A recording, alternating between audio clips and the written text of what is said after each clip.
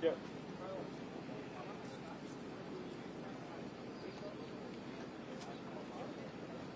Good afternoon, everybody. Good afternoon, everybody. My name is Victor Escalon, Regional Director for DPS South Texas. Thank you so much for being here today. My goal today on this press conference, is to give you a snapshot where we're at today. This incident happened on Tuesday, May 24th. So there's a lot of information, a lot of moving parts. We have a lot of people involved in this investigation. I'm going to give you a summary of what happened. But before I do that,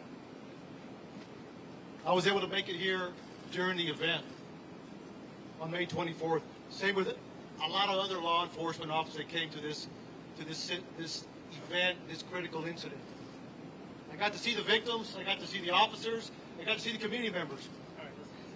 It is so hard. It's hard to take. It's traumatic. We're all hurting inside. We're hurting inside for the community members in Uvalde, Texas. We're hurting inside with our local partners that have to live here and work here every day. The victims, the family members, we feel for them. I'm a father. I can't go home tonight and hug my kids. That hurts. The members behind me are family members. Their kids. It's tough. It's tough. It's hard. But that gives us the motivation to move on, to do good work for Uvalde, Texas, for the victims. We speak for the victims, and we take that dearly. Before I get started, Texas Rangers are leading this investigation. But we can't do it alone. We cannot do it alone. We have ATF, FBI, CBP, Border Patrol, Uvalde County District Attorney's Office. The list goes on and on and on. But the agencies I told you are the main ones that are assisting with this investigation. You want to know what happened, recreate the scene. That takes days, that takes hours, that takes time, a lot of information. Then we have to do a lot of interviews. So we just started. We started on Tuesday, today's Thursday. We're still grabbing a lot of information. We also, what's important to us is why? Why did he do this? Why did he do this? Who is this man? The suspect. We're going to find out. With all the different agencies that are involved, we're working every angle that's available. We won't stop until we get all the answers that we possibly can. So again, I want to thank these men and women that are behind us supporting the DPS and the Rangers. So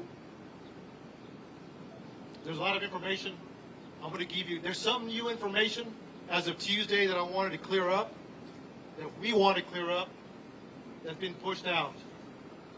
We'll continue to have updates in the coming days once the information is obtained and we're able to confirm and corroborate that. We want to make sure we're pushing out the right information. Early on, when we came in, we were receiving a lot of information from a lot of different locations.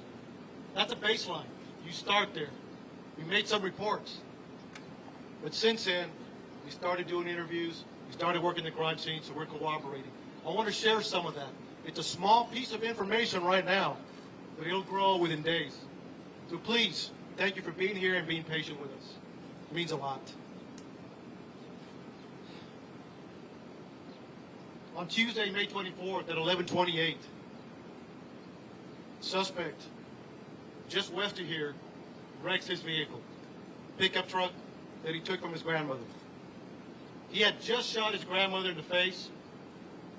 She's alive. She's stable at this point. At 11:28, he's sitting there at the bar ditch. He jumps out the passenger side of the truck. According to witnesses, he's got a long arm, rifle, and a bag. Later we find out it's ammunition. He walks around, he sees two witnesses at the funeral home across the street from where he wrecked. He engages and fires towards them. He continues walking. He continues walking towards the school. He climbs a fence. Now he's in the parking lot, shooting at the school multiple times. 11:40, he walks into the west side of Robb Elementary. According to reports, video we have obtained from outside, inside, and again, we're still combing through that, so bear with us. Multiple rounds, numerous rounds are discharged in the school. We're trying to get a number. We're in the process of analyzing that video. 4 minutes later, local police departments, Uvalde Police Department, the Independent School District Police Department are inside, making entry. They hear gunfire, they take rounds, they move back, get cover.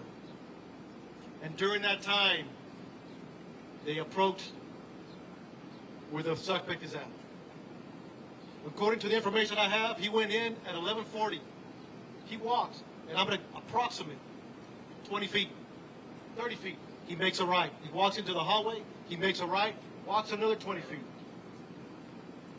Turns left into a schoolroom, into a classroom that has doors open in the middle. Officers are there, the initial officers, they receive gunfire. They don't make entry initially because of the gunfire they're receiving. But we have officers calling for additional resources. Everybody that's in the area, tactical teams. We need equipment.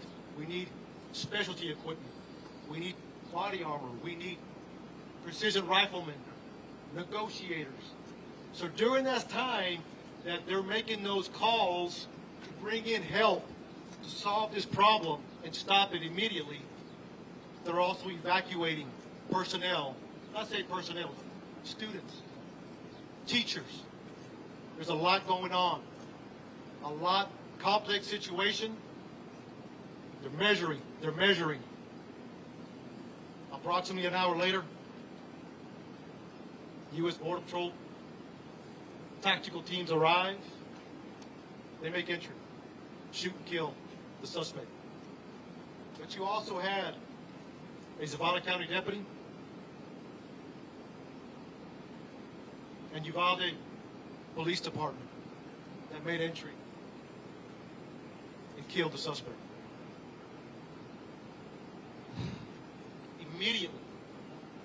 Immediately, numerous officers. Now it turns into a rescue operation.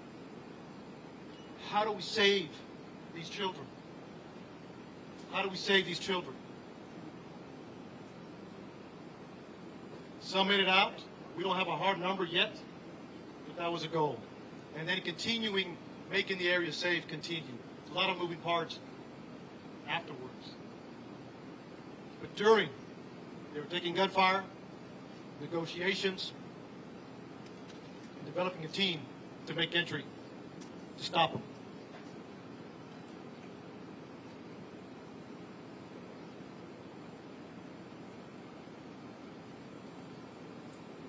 I'll take a few questions. And again, look, a summary. One more thing I forgot to mention that I want to clear up that came out early on. It was reported that a school district police officer confronted the suspect that was making entry. Not accurate. He walked in unobstructed initially. So from the grandmother's house to the bar ditch to the school, into the school, he was not confronted by anybody. To clear the record on that. 4 minutes later, law enforcement are coming in to solve this problem. Step by. So, just want to clear that up. That's very important. And again, this will happen as we move forward. So, thank you. I'll take a few questions.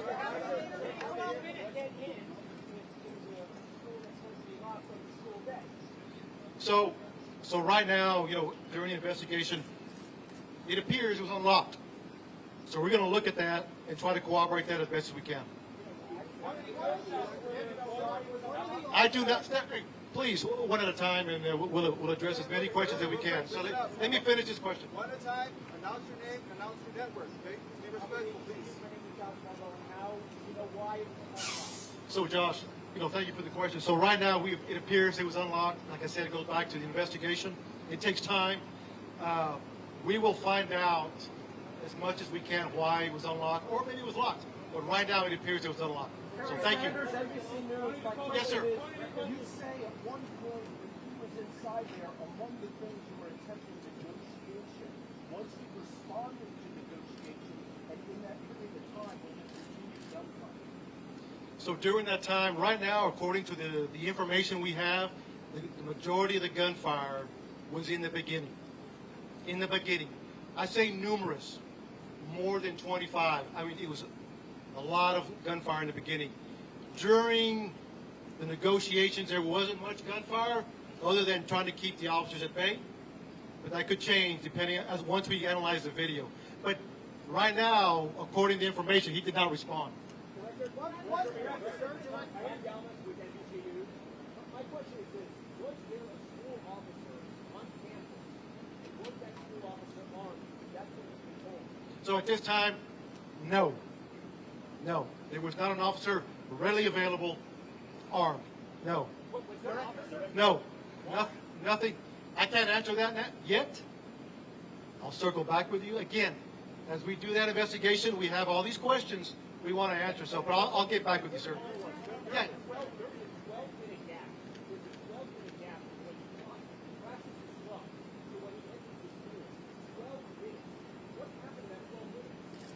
So you got to understand, 11:30 is the information we have at this point that we can confirm. 11:30 a.m. the PD gets we got a crash and a man with a gun. Then you have responding officers. That's what it is. If it's 12 minutes from 11:30 to 11:40, that's the information we have right now. Look, at the end of the day, our job is to report the facts and have those answers. We're not there yet. Over here.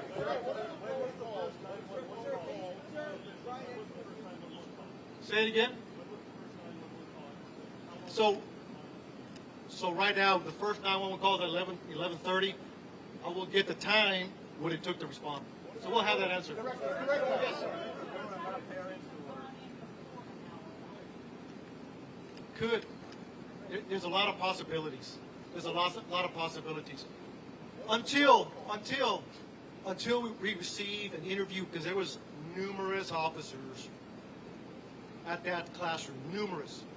Once we interview all those officers, what they were thinking, what they did, why they did it, the video, the residual interviews, we'll have a better idea. Could anybody have gone there sooner? You gotta understand, it's a small town.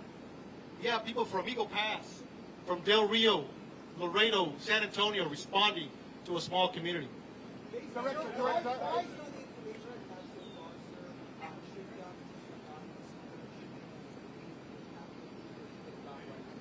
That's a tough question. That's a tough question. Again, it goes back. Our job is to report the facts. Report the facts, and later we can answer those questions. I don't have enough information to answer that question just yet. So, one more question, please. Is it accurate that eyewitnesses and potentially parents of the students were urging the police to go in while you were waiting for a tactical SWAT team, even that some parents were asking to borrow police armor so they could make a counter-assault on the school? I have heard that information, but we have not verified that yet. So, what part haven't you verified? we have not verified if that a true statement or not. or is it just rumor out there? So you got to understand, we're getting a lot of information we're trying to track down and see what is true. We want to vet it. That's all I have. We understand. Thank you so much. Can you explain to us?